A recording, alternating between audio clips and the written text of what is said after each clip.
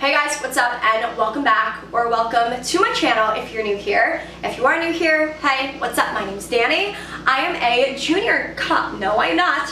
I take that back. I am officially a senior in college, which is terrifying. I go to Loyola University, Maryland, and this entire past semester I spent in Madrid, Spain. It was without a doubt the best 5 months of my entire life. I would pay serious money to go back, but I can't. And while I was abroad, I made so many study abroad videos that a lot of you guys actually found my channel from, which is awesome. And because of that, I am constantly getting hit with so many study abroad related questions. And as much as I would love to be able to answer every single one of your Instagram DMs, it's just not realistic because I'm getting so many of them. So I figured it might be a good idea to compile all of your frequently asked questions and put them in a video. If you guys are new to this channel, there are a few things that I recommend that you do. The first of which is to check down below for my entire study abroad experience video playlist. I made so many videos while I was in Spain, and if you want to see any particular aspect to my study abroad experience, they're all found in videos that will be linked down below. I also recommend that you guys follow me over on Instagram because I posted so many study abroad pictures, it's actually overwhelming. And if you guys are watching this video, I'm assuming it's because you are planning on studying abroad in the future, which is so exciting. I am so beyond happy for you. It's without a doubt the best experience of my entire life, and you guys have been so invested in my study abroad experience that I want to see aspects of your experience. So please do not hesitate to tag me in your Instagram stories and your Instagram pictures. I want to see all the fun things that you're doing while you're abroad because I know you're going to have the best time ever, and I'm just so incredibly excited for you. So I already have a whole list of topics that I'm going to be covering in this video, but what you're seeing on the screen right now are a list of topics that I already covered in past study abroad videos. And like I said, I've made a lot of them, so to narrow it down, I'm going to have both the playlist of all of my videos and these specific videos linked down below, categorized by what topics I cover in each video. But in an attempt to start from the beginning, the first question that I'm going to be answering regarding study abroad is how to get your student visa. So I'm not going to go too in detail on this topic because it's really circumstantial depending on what school you go to and where you're studying. But for me, what I had to do was take a half day off of school and go down to the student visa office, that's what I'll call it for this video, in Washington, D.C. And with me, I had to bring all of my paperwork, which was given to me by my school. I had to go down there with a specific amount of money in cash. I forget exactly how much it was, but I don't know why the number 140 is sticking out in my head, but I could be wrong. And I also had to go down there with 2 ID size photos. Again, this is information that your school should be giving you about study abroad and how to get your student visa. And if no one is giving you this information, you need to reach out to someone from the study abroad office. Next up, I got so many questions on what to pack, how to pack, and how many suitcases I brought with me abroad.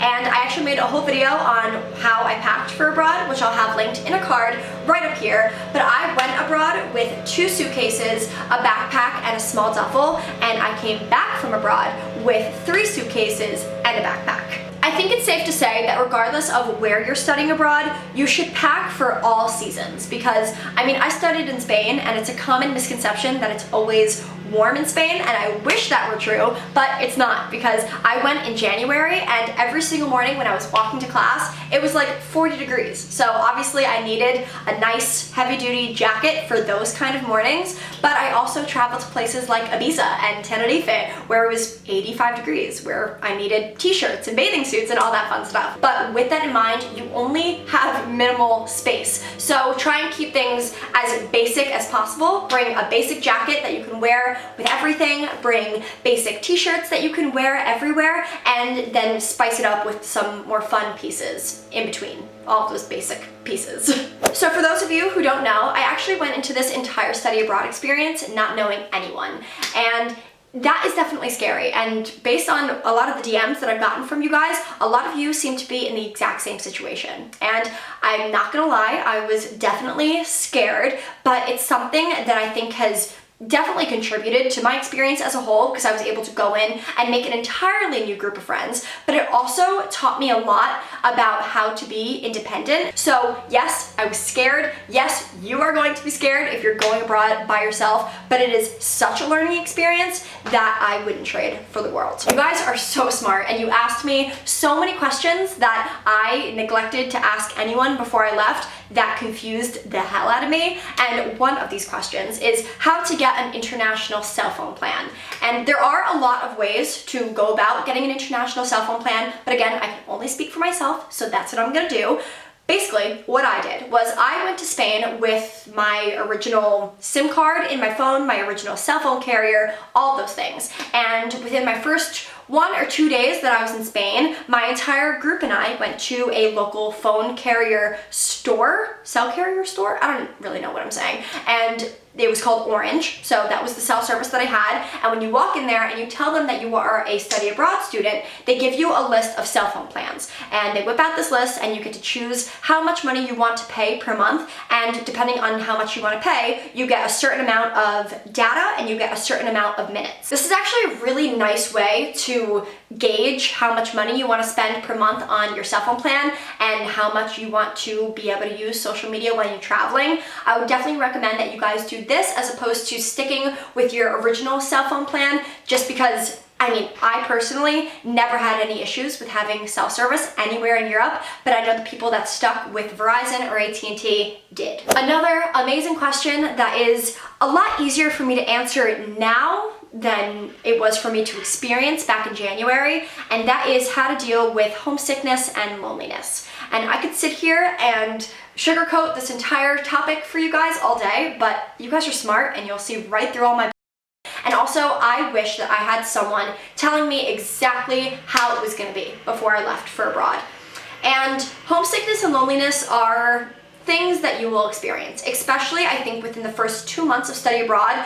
That is the loneliest time of your entire study abroad process. You will feel it a lot, and probably every single day. And I know that's not what you want to hear, but I'm gonna tell you anyway, because I wish someone had told me how normal and valid my feelings were when I was going through it.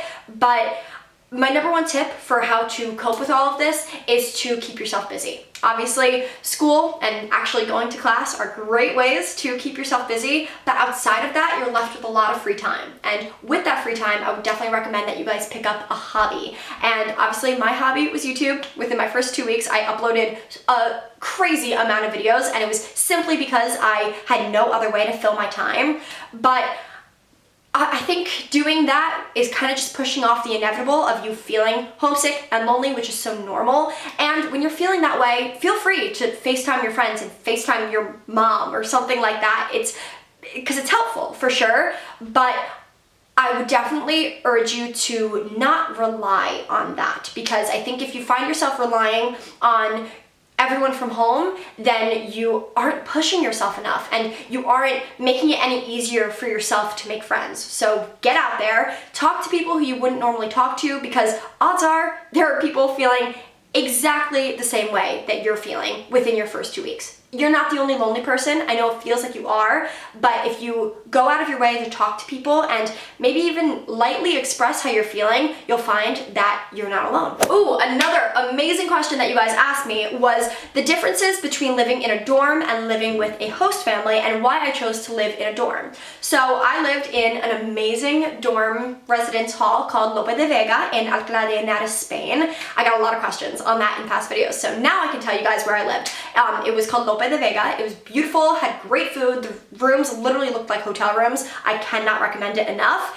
But there was also the option to live with host families. And I, going into study abroad, was more than willing to live with a host family. The only reason I chose not to is because of YouTube. I didn't fully feel comfortable filming, editing, and uploading all of these videos in a stranger's, who wouldn't obviously in the future be a stranger, but in the moment felt like a stranger's home. I just knew that I would be most productive if I lived in a dorm setting, and I was very right. But all the people that I know that lived with the host family had nothing bad to say about it. But I think regardless of how you choose to live or where you choose to live, that isn't gonna be what determines your experience, I guess. There are so many other factors that go into having an amazing abroad experience, but that is definitely one of them. A lot of you guys seem to be very worried about the workload that comes along with study abroad, and I'm here to tell you that it definitely ranges depending on your program, but for me personally, it was not bad at all. I find that for the most part, teachers are very aware that you are studying abroad to be abroad and experience a new culture, see new countries and all of that stuff, and not focus all of your time on schoolwork. My course load wasn't crazy. It left me with a lot of time to travel. Granted, I did still have deadlines and I still had a lot of stuff to do, but it was manageable. And I think regardless of how much work you have, it's definitely manageable if you practice good time management and if you structure your classes properly, which I've talked about in past videos. You will be left with a lot of time to travel and explore, which personally, in my mind, is the most important part. Grades aren't everything. I'm a huge advocate for that, but what is everything when you're studying abroad is soaking up every single bit of culture that you can. This is definitely a long-winded question, and I would make a whole video dedicated to it if I had better tips and if I was more educated on it, but quite honestly, I'm not, so I'm not gonna do that. But a lot of you guys were asking about monthly expenses, budgeting tips, how much money I spent in total, and how much money each weekend trip was. Now, those are very broad questions, and I think it definitely depends on the person. Study abroad is incredibly expensive. Like, you can't lie. So, if you are looking to study abroad in the fall, I recommend you dedicate this entire summer to acquiring as much money as possible. I mean, take on odd jobs. Get a paid internship if you can. If not, then work at a pizza place. I mean, anything that you can do to acquire a certain amount of income, I would definitely recommend that you do. Granted, it is possible to do study abroad on a budget. If you are not prioritizing traveling to different countries outside of your host country, that is more than okay. You won't have any less of a study abroad experience, especially if it means that you're saving money that you need to save. Because if you stay in your host country, there are things that you can do. You can travel within your host country, you can explore all of the free things to do in your city. It's definitely not gonna hinder your experience by any means, but I would definitely try and save up as much money as possible. When you get abroad, it is possible to get a job if you seek it out. I think there are resources for that depending on where you go. Everyone, regardless of where you are, needs babysitters. So if you want a babysitting job when you're abroad, you'll have to seek it out. It's not gonna come to you, but it's definitely possible to get one. I will say this, and take everything that I'm about to say with a grain of salt, because everyone's study abroad experience is different and they choose to spend different amounts of money. But I would say per month, I spent around $1,000. And it definitely ranged depending on what trip I was taking which month. I will say my trip to London was incredibly expensive and I spent much more than $1,000 that month. But keep in mind, I have YouTube, which I'm incredibly grateful for. I have worked paid internships for the past 2 summers, and I'm incredibly smart with saving my money. So if you struggle with saving your money and you are looking to go abroad, start now. Pick up odd jobs, like I said, and just prepare to spend a lot of money in a short period of time. Just because you spend $1,000 per month abroad doesn't mean that you're going to have a better experience than those who spend $300 a month abroad.